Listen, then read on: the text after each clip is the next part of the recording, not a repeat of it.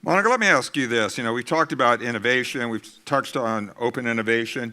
What role do incentives play? Because Elon Musk, probably one of the most entrepreneurial guys on the planet, Tesla cars are very big here. He's involved in rockets, all sorts of things. He is getting government money in terms of what he is doing.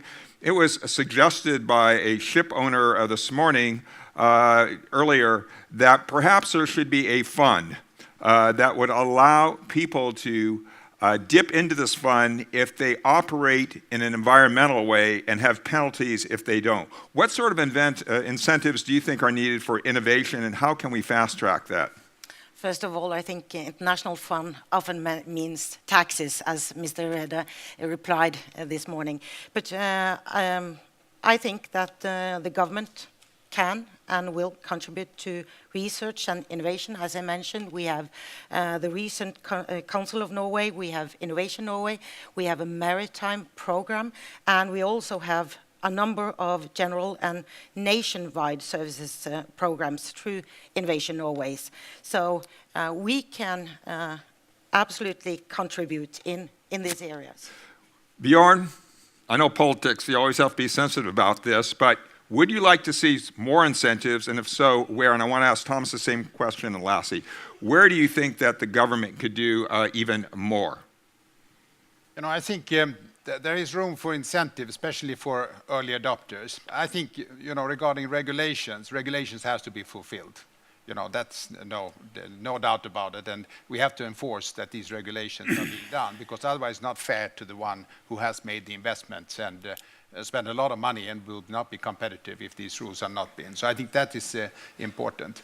But what I think the industry would need is incentive to be early adopters. The NOx Fund is an excellent example how the Norwegian industry has, or maritime industry has been trying out the use of LNG. And that has really helped and has supported a lot of owners to take that initiative. So these kind of incentives is important. Thomas. Well, I think there are some innovations, some modifications that ship owners have made to improve fuel efficiency, which they have made completely in their own decision, with their own money, simply because it pays. When innovation is profitable, it will be carried out. But when we look at the example of LNG in the Baltic with the introduction of CECA, we find that the industry is financially simply not strong enough at this moment to do this and to bring this to a critical point. So what do? You have European programs that are relatively difficult to get access to.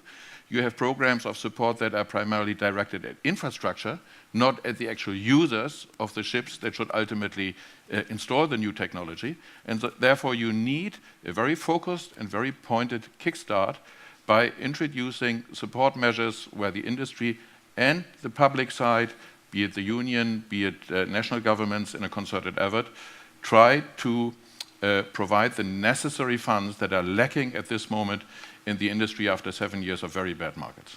But I can hear what government will say. We are still surviving from the financial crisis. We don't have deep pockets anymore. Industry, you take it on yourselves, because in the end, if it gives you cost savings, it's to your benefit.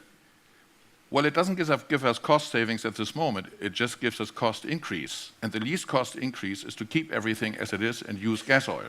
But if you want to make the technological leap, it is not sufficient to provide European funds to fund infrastructure ashore.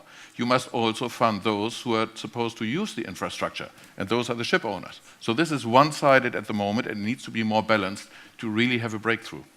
Lassie, would you agree with that? Yeah, well, I agree to the importance of kickstarts from infrastructure, but I'm more concerned with non-financial than financial incentives, really. And for companies like us who are early in on investing in scrubbers, early in investing in ballast water, still we don't know whether they will be approved, even though they were approved to the standards back then. So I think on a global scale, there needs to be a grandfathering principle that if you apply to what was at the table when you started, it has to be okay.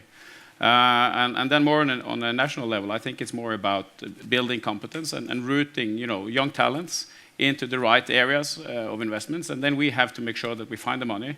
And if some owners are out of money, others are coming in with new money. So I don't think the financial side is the most important. Sturla? I agree with that. I think that it's the basics who are the most important, and that is an infrastructure. that you have education, that you have a predictable regulatory framework, that the shipping companies have a fiscal and regulatory frameworks which is competitive. And then on top of that, you can add financial incentives, but you have to get the basics right first. I see Monica agreeing there. I think since we have a point of agreement, we will end it there. Let's have a big round of applause for all of our panelists.